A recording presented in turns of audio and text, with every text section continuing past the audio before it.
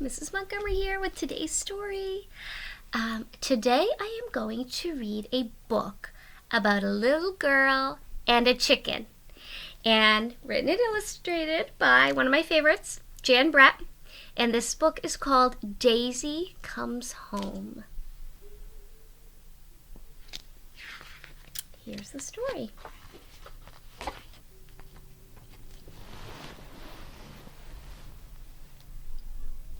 Look over the garden wall and you will see the 6 happiest hens in China.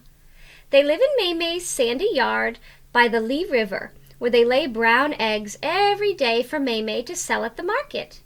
But it was not always this way.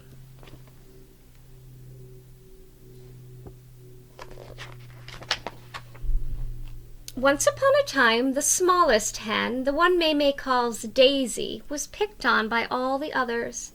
This is hard to imagine because May was known far and wide for her happy hens. She gave them treats.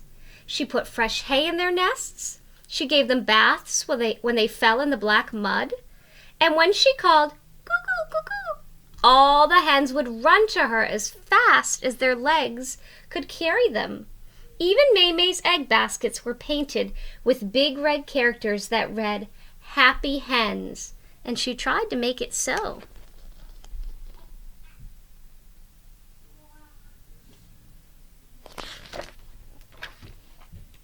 But every night when it was time to roost in the hen house, the other hens picked on Daisy. They fluffed up their feathers and crowded her off the perch. They jostled her until, peck, one of the others pushed her, and thump, down she fell. Then the hens tucked their heads into their feathers and went to sleep, while poor little Daisy was stuck below on the damp mud floor, shivering and cold until morning.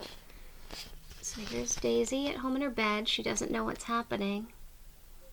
See the other hens pushing Daisy off, and she has to sleep down here on the floor.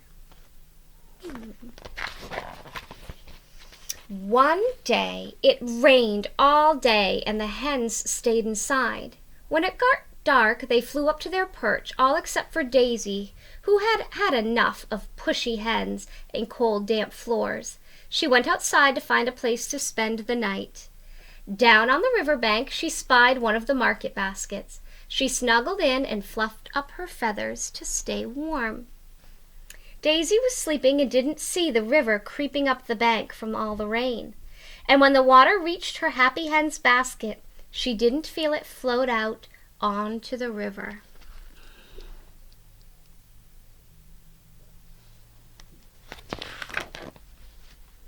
But when the basket started tipping and bobbing, Daisy woke up. She peeked out and saw a watery world all around her. The sandy yard, the garden wall, and May's farmhouse looked smaller and smaller as the current carried her down the river. Finally, the basket bumped against a stone jetty where a houseboat was tied up.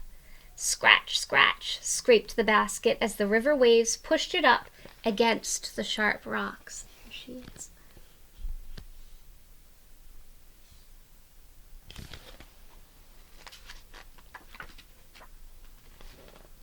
A dog was sitting on the deck of the houseboat. When he saw the plump hen bobbing in the basket, he barked and scrambled toward her. Daisy squawked and pecked and beat the air with her wings. It was enough to tip the basket off the rocks, and she floated away just in time. Dawn broke over the Guai Mountains as the basket drifted along the river. Branches brushed against it. Fish swam silently by, and birds flew overhead. Suddenly, Daisy felt a thump. Can you see the dog?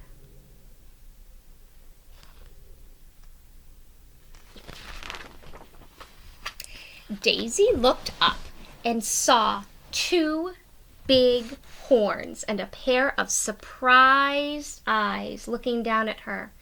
The basket had drifted into the legs of a great big water buffalo taking a morning drink. The buffalo snorted loudly, scaring Daisy. She flew forward and nipped his furry muzzle and flapped her wings. Daisy scared the water buffalo. He turned and galloped up the bank, scattering the ducks as he ran. His splashes made waves that carried the basket back into the middle of the river.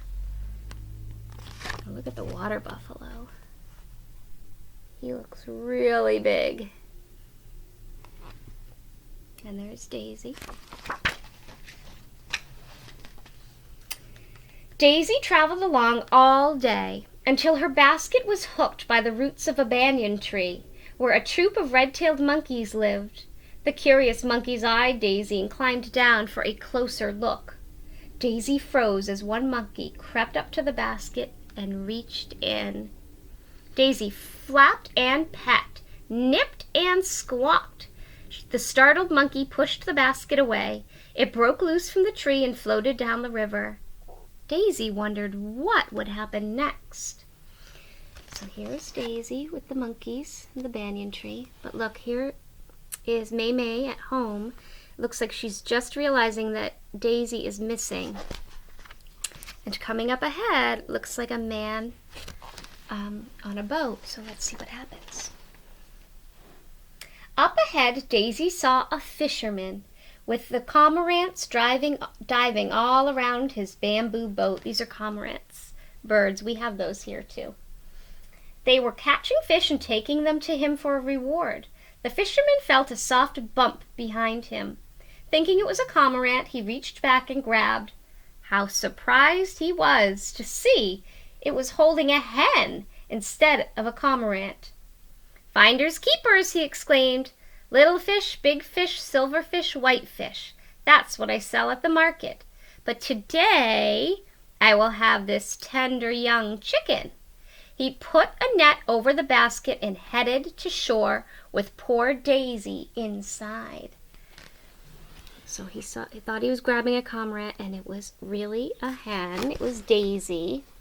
And now he's thinking, excellent, I will sell this hen at market and make some money. He wants to sell her for food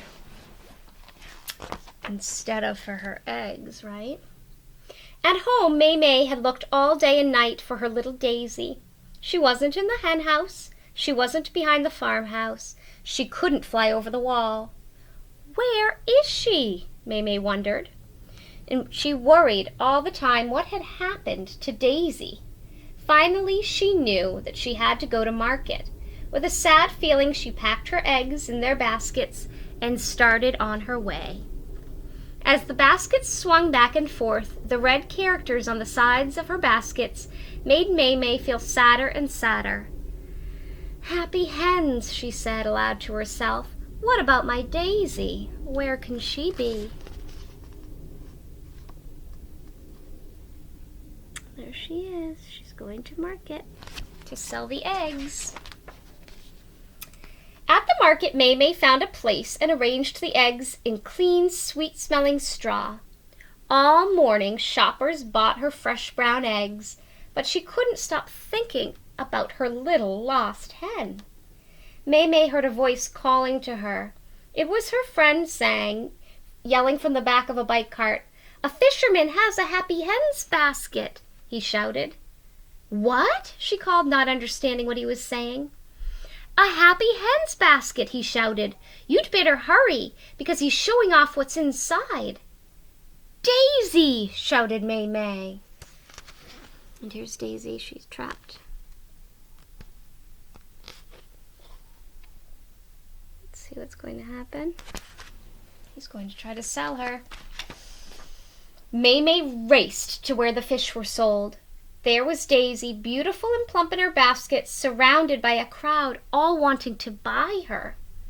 "That's my hen," she cried to the fisherman, but his face was like stone. She pointed to the red characters on the basket. "Happy hens," she said. The fisherman crossed his arms. "Finders keepers," he growled, and he turned away to sell Daisy. May was about to leave, but her eyes rested on those characters. Happy hens. All she could think about was Daisy in a cooking pot. She squeezed her eyes shut, and she clenched her fists. She had to do something. There she is running to try to get her hen back. And there's the man. He's like, "Nope, finders keepers.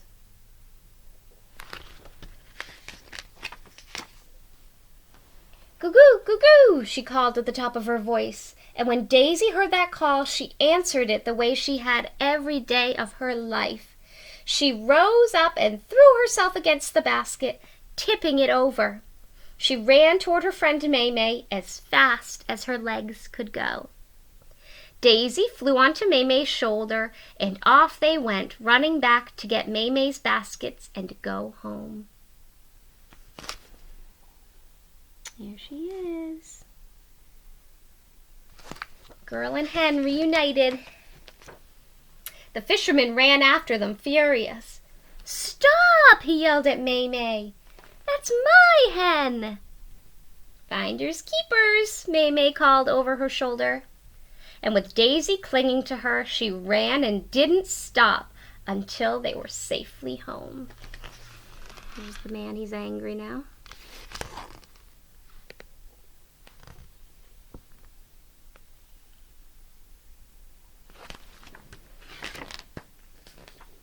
That night, as the sun went down, Daisy took her place on the roost. When one of the big hens puffed up her wings and spread them out, expecting Daisy to fall off the perch like always, Daisy flapped her wings. "I learned that from a boat dog," she said. Another hen tried to tip her off. She pushed right back. "I scared a water buffalo like that," she squawked. Another hen jostled her. Peck, peck, peck, peck. Daisy kept her place on the perch and beat the air with her wings. She remembered the monkey, and she pecked and flapped all over again. That is when the hens gave Daisy a place of her own. So being out in the world taught her some tips to stand up for herself, right? Illustrations are so pretty.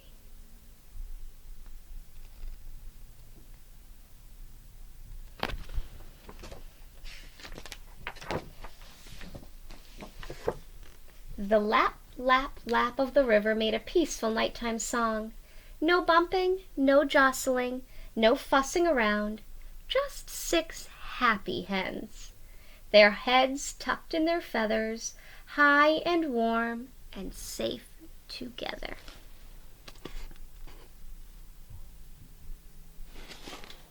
I love this book. Our neighbors have hens in a hen house next door. And I love that I can hear them clucking in the morning. And I did want to get some hens, but I don't think Mr. Montgomery really is interested in us having hens for the eggs. But I like this story about Daisy and Maymay, and I hope you enjoyed it too. All right, have a great day, and I'll see you for another story. Bye! No one can see you, Charlie.